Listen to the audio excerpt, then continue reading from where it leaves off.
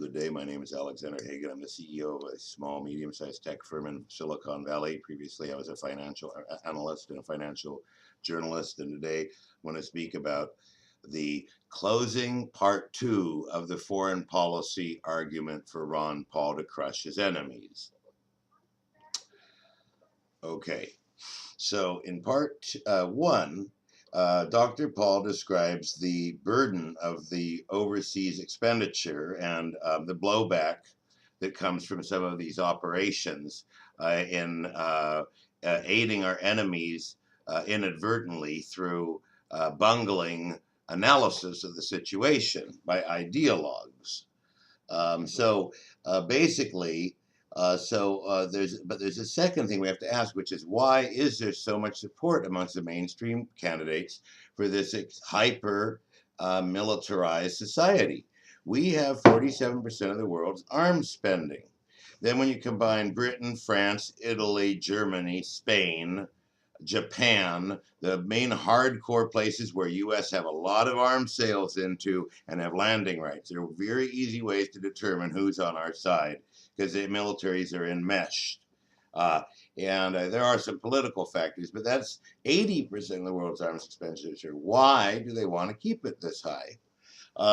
So the incentive is greater power. It's greater power for those in charge. So instead of having to wait around and build their economy over 20 or 30 years like everybody else, they can try to get stuff now. And there's an incentive to do so. Unfortunately, during these debates, you may not have hard time saying this, but the media companies are basically owned by 3 power structures. Okay, one power structure is basically private capital. And out of that private capital, you have a bunch of people that are like billionaires and other interests that will want to use their money to acquire ownership in media companies to influence policy to their ends. So the 5 big media companies are invested in by also just general fund managers. The big fund manager, BlackRock and State Street and Fidelity and a couple of others, control a considerable amount of the stock in the 5 media companies and the 5 defense contractors. Between those 5 investment managers, they probably have more than 20% of the stock, maybe 40, 50, 60, 70% of the stock in these companies. So now who benefits from the actual invasion? We know who the media benefits from being able to report on war. It certainly sells. Then you have, and I hate to be so cynical, but it's a simple way to drive news. It has certainly no negative impact on the media to champion these wars. So in Iraq, the media made it seem plausible, and it turned out it was implausible. In Libya, nobody, I think, was clamoring for what's going on now, where the whole country is run by warlords that are fighting each other. Hundreds of them that are torturing the loyalists, although this whole battle was so viscerally propagandist, racist against the green Libyan Jamahiriya. Really, it was almost like wiping out a subhuman species, the way that the people who supported Gaddafi were treated. The phase 1 of the political argument about foreign policy is that it's just making all our problems worse and we can't afford it, and that it makes no sense.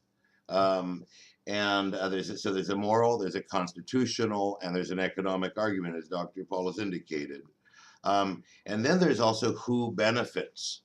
So the media companies have these 2 of the 3 sections of ownership I described were sort of these billionaires, then these investment fund managers who are involved in this decision making. And there's who benefits: the media companies, the arms companies, which are owned by the investment managers, construction companies, energy companies, consulting companies. So what you go from invasion capitalism to disaster capitalism. So it's a perverse Keynesian sort of economics where you think you can go and destroy things to make money. But what you have to remember is that what the real test of humanity is not to make money, it is to create wealth. So regardless of who gets rich, you're ending up with a planet with less wealth when you do destroy stuff and rebuild it. You don't have to actually do that. You can build better stuff, replace stuff intentionally, or you could build new stuff, or you could get rid of bad old stuff, but you don't have to destroy stuff. Thank you.